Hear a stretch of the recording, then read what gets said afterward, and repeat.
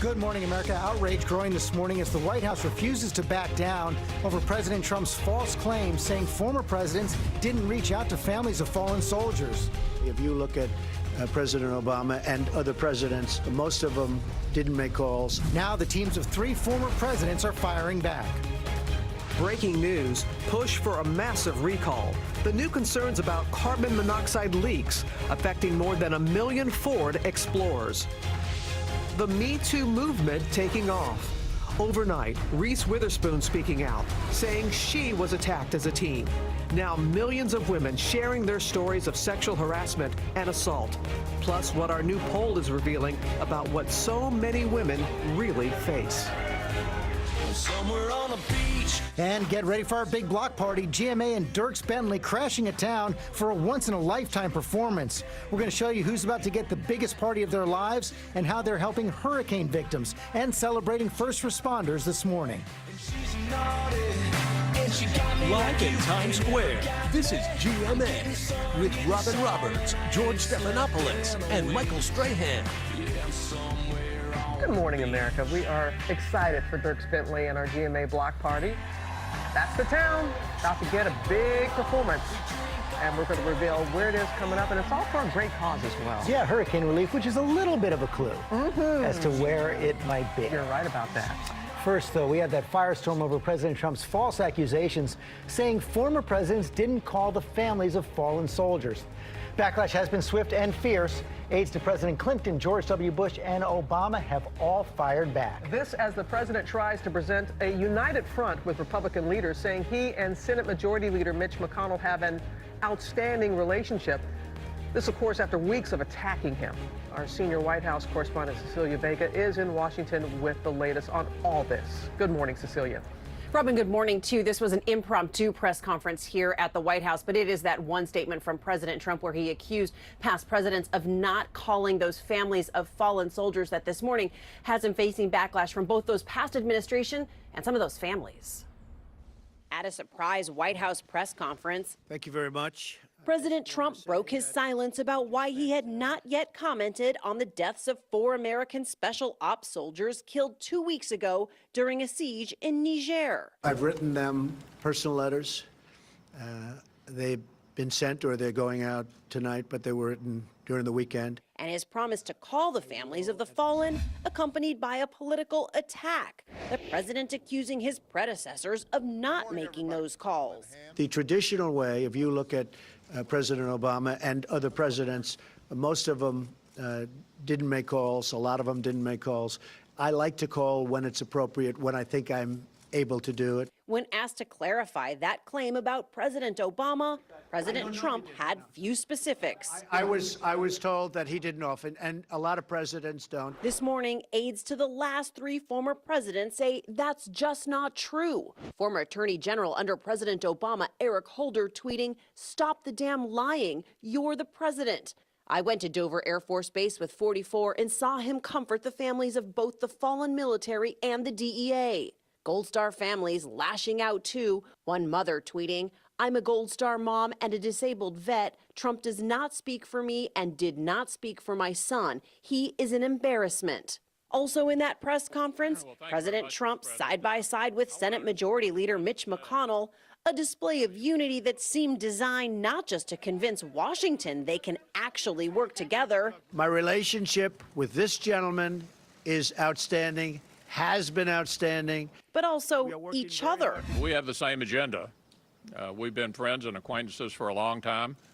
We talk frequently. President Trump offered this message. The Republican Party is very, very unified. The president even helped McConnell up the stairs before leaving the Rose Garden. But just hours earlier, inside the White House, President Trump made it clear he is not going to take the fall for his party. We're not getting the job done. And I'm not going to blame myself, I'll be honest. They are not getting the job done.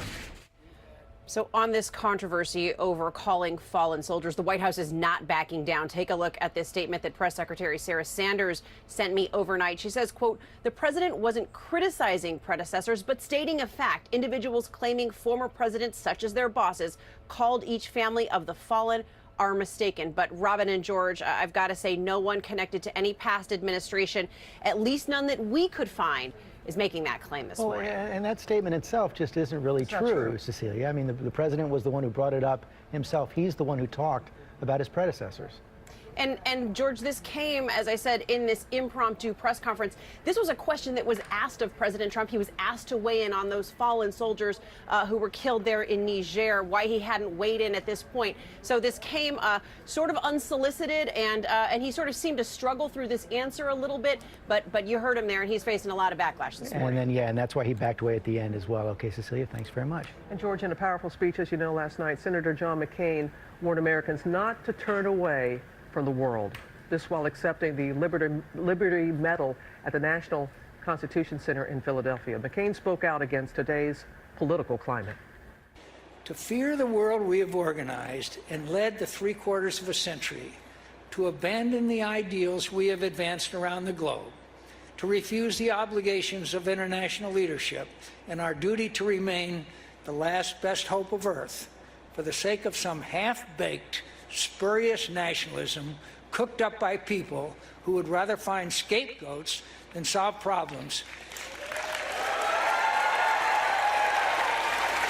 is as unpatriotic as an attachment to any other tired dogma of the past that Americans consigned to the ash heap of history. McCain, who was diagnosed with brain cancer over the summer, said America will not thrive in a world where U.S. leadership and ideals are absent. He did not mention the president by name. Perhaps he didn't need to. Let's bring in our chief White House correspondent, John Karl, for more on that right there. No mistaking there who John McCain was addressing in that statement, and he has been a real thorn in the president's side, especially since that health care vote. No mistaking at all. He didn't utter the words Donald Trump, as Robin pointed out. And these are themes that McCain has been hitting for a long time, really as long as he's been in politics. But there is no question who he was talking about, what he was talking about. That was a pointed criticism of President Trump. By the way, George, he received a warm congratulations for winning that medal right after that speech from Barack Obama. And of course, he was introduced by Joe Biden right there. And John, that comes in the wake of this meeting yesterday, this peacemaking meeting between Mitch McConnell and the president. The fact that they came out there for the press conference shows how desperate they are to try to get something done, to try to put on a united front, because there has been so much tension behind the scenes. Oh, an incredible amount of tension. And just before they came out to that press conference, just before they had lunch together, I had a chance to ask the president in his cabinet meeting about Steve Bannon's war, but as Bannon describes it, on McConnell and the Republican establishment. And the president did not call on Bannon to back off. In fact, he called Bannon a friend and said he fully understands how Steve is feeling. Those were his words. Yeah, he seems to be trying to straddle a very fine line there. On another front, John, the president also said next week he's going to be declaring this opioid emergency. It comes in the wake of this blockbuster report in 60 Minutes and the Washington Post, which showed how lobbyists worked with members of Congress to reduce the DEA's power to freeze these opioid shipments, and that's put the president's nominee for drug czar in peril. Yeah, he was the key factor in that, moving that bill through Congress, Tom Marino. And the president was asked about it at the press conference, and he said he would look into it. He would look into Marino, look into Tom. George, that is exactly the language that he used about Tom Price right before he fired him. Yeah, look into are not good words coming from the president when he's talking about a possible nominee or cabinet member. John Karl, thanks very much. And we're going to move from politics now, George, to those new concerns about Ford Explorers. The Center for Auto Safety demanding a recall over fears of carbon monoxide leaks that could affect 1.3 million vehicles. ABC's Diane Macedo is here with those details. Good morning, Diane. Robin, good morning. So this all started with thousands of police Ford Explorers getting pulled off the road because of carbon monoxide concerns. Now, Ford says the issue there wasn't really with the cars and that civilian models are fine. But the Center for Auto Safety says given how potentially dangerous or even deadly this could be, Ford needs to issue a recall. This morning, Ford is under pressure to recall over 1.3 million Ford Explorers. Amid a federal investigation into reports of potentially deadly carbon monoxide leaks, the carmaker has offered a free service to reduce the potential for exhaust risks. But Ford says it's only doing this to create peace of mind and that its own investigation found the cars are safe. Now the automotive giant is getting calls from the Center for Auto Safety to do more. The consumer safety organization is urging Ford to issue a full recall for all Explorers made between 2011 and 2017, writing in a statement, "With something this potentially dangerous, the responsible step is a full recall, and if Ford will not do it, NHTSA should step in." What our larger concern is that they put it out as a repair program as opposed to a recall. Carbon monoxide can kill people, kills almost over 400 people a year in the United States. Across the country, a version of the SUV created specially for police departments has already been taken off the road by the thousands. We need to remove these vehicles from service immediately. Officer-involved crashes like this one, caught on dashboard camera in California, are blamed on exposure to the colorless, odorless gas. I began to get a severe headache and began to feel nauseous. Watch as he plows over the median, crossing multiple lanes, then crashing into a tree. Over the summer, Austin pulled its fleet of nearly 600 modified Explorers after 60 officers filed official complaints about fumes in their vehicles. I almost hit a bus and scared the out of me. Now, Ford says the issue with those police vehicles were modifications that the police departments made to those vehicles. As for the modifications Ford's offering, they say they will reduce the risk of a potential carbon monoxide leak, but George, they say they are not necessary. Okay, Diana Macedo, thanks very much. We're going to turn now to the wildfires in California.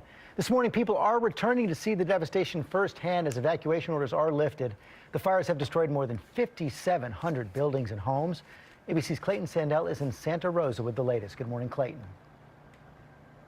Hey, good morning, George. As you say, the good news here is that many evacuations have been lifted, but as you can see from this neighborhood, so many people have nothing to come home to. This as the death toll here continues to rise. Signs of progress on California's wildfires this morning, overshadowed by the first firefighting death. Traffic medical for a possible water tender rollover. Officials say fatigue may have played a role in the crash of a water tanker that killed the driver. Everyone is getting tired. There has been no break for these firefighters since the fires erupted last Sunday evening. This is a typical scene here as thousands return home for the first time. The Gibson and Vela families have been neighbors and best friends for decades, but facing very different outcomes. The Mercury News reports the Gibsons' house is still standing, the Velas completely destroyed. Crystal Bell, along with as many as 9 family members, plus her dog, have been living in this RV, but they have nowhere to go. And how are you holding up? Oh, it's getting rough. It's getting rough. It's starting to become real. I just want to go home. You just take home for granted, you know? It's like starting over from ground zero. Still, they are feeling grateful. Is it all stuff, or is it, you have your health, you have everything, yeah. Well, I'm lucky to have my family here. We're all together. Some people don't even have that, so I'm blessed, no less. I can't complain. Dimitri Menzel has been a firefighter for 25 years. I had a shed here, and this is our walkway. And he is one of approximately 40 first responders who lost their homes. I've been on the side helping people and trying to get them through, bad times. And, to suddenly be in that position is odd. I don't know how to react to it. Officials say this morning about 40,000 people are still evacuated. They hope to lift those evacuations soon. Robin. We hope that for them. Clayton, thank you. Now to Florida, still recovering from Hurricane Irma. Newly released 911 calls revealed the desperation at that nursing home where 14 residents died after the storm knocked out the power and air conditioning. ABC's Victor Oquendo has that story. This morning, we're hearing for the first time the 911 calls from inside that Florida nursing home where 14 people died after the facility's air conditioning failed in the wake of Hurricane Irma last month. She's not breathing. Okay. She's on the oxygen. Leaving some residents with body temperatures as high as 106 degrees. We don't have any air conditioning, so I saw her slouch over. I realized that she's not breathing. The 9 separate calls for help placed over 3 days, painting a picture of chaos. I'm on the phone for the next patient. And confusion. How old's the patient? Trying to find her paperwork. The computer's slow. Oh my God, this is crazy.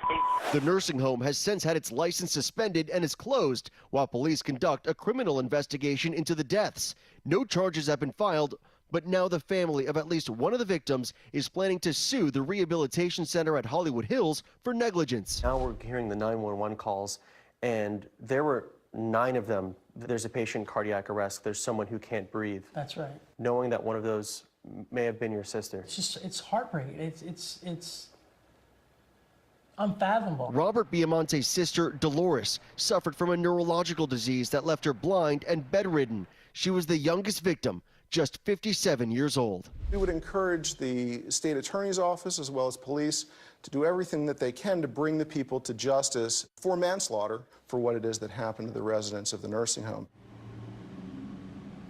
This is Memorial Regional Hospital right behind me. It is directly across the street from this nursing home. What makes this even more frustrating for Robert is that he says his sister's window overlooked this hospital. The nursing home has since closed its doors. It says it is now cooperating with the investigation. George? A lot more answers still to come. Okay, Victor, thanks very much. We're going to move on now to California, which has become the first state to pass a law requiring pet stores to get their puppies, kittens, and rabbits from shelters and rescue centers. ABC's Becky Worley is in San Francisco with the story. And Becky, what they're trying to do here clearly is ban these unsafe puppy mills. That's right. This is exactly a move to put puppy mills out of commission, George. And while some say it's an assault on small businesses, many animal advocates are hailing this as a victory. This morning, getting a purebred puppy at California pet stores will soon become impossible. A controversial new state law making it illegal for pet stores to sell dogs, cats, and rabbits from any source other than a shelter or rescue group. The problem is puppy mills, and this law is specifically targeting shutting down and not supporting puppies being manufactured in unsafe, unsociable, and horrific conditions. The first statewide ban in the country, the law doesn't go into effect until 2019. And while consumers will still be able to buy purebreds directly from breeders, the American Kennel Club is standing up against the law, saying it not only interferes with individual freedoms, it also increases the likelihood that a person will obtain a pet that's not a good match for their lifestyle, and the likelihood that that animal will end up in a shelter. But many pet advocates are happy with the ban. Over 200 cities and counties across the country already have ordinances like this on the books.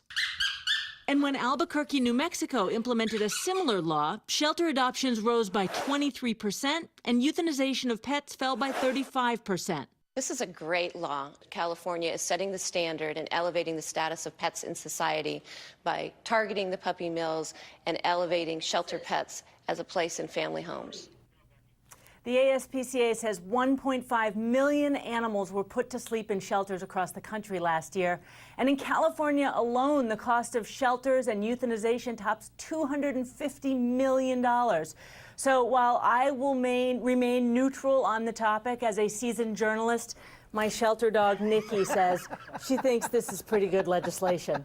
I wish I had Lucas here as well. Actually, that picture they put up looks a little like our Cooper. Oh, adorable. Thank you, Becky. Thank you. Let's go to Ginger now. She's, well, we can't tell you where exactly she is. Ginger? Oh, it's a secret, but it's going to be a good one. We're going to have a great morning. But before that happens, I've got to show you, we talked about that storm, that powerful one, making its way into Ireland yesterday. And you can see the images there. They had gusts up to 119 miles per hour. If that verifies, it would be one of the strongest Ireland has seen in recorded history. All right, let's get to the Tuesday trivia now, brought to you by CarMax. If you're anything like me, your to-do list just keeps growing. It never stops, which is why the online financing application at CarMax.com is so convenient. Get some of that finance stuff out of the way from wherever you are, at the doctor's office, karate practice, or my favorite, back at the doctor's office. Knowing before you go means more quality time sewing a costume for the school play that is not going to look anything like a frog. Just a little heads up, Mrs. Davis. Yay, kids! You'll need a jacket heading out the door today because temperatures are starting out quite low. Our coolest start in 5 months across the area, 30s to 40s, but we'll get into the mid-50s by lunchtime today. We'll have some cool sunshine throughout the area today. The high 62 degrees, but then it gets cold again tonight. Those readings, Frederick at 38, 45 in D.C., 38 in Fredericksburg. Now, we are going to be warming up this week into the mid-70s Friday, upper 70s by the weekend, but it stays dry.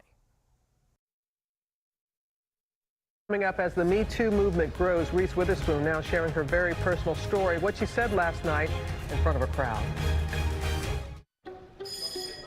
So I was at Mom and Dad's and found this. CDs, baseball cards. Your old Magic set? and this wrestling team.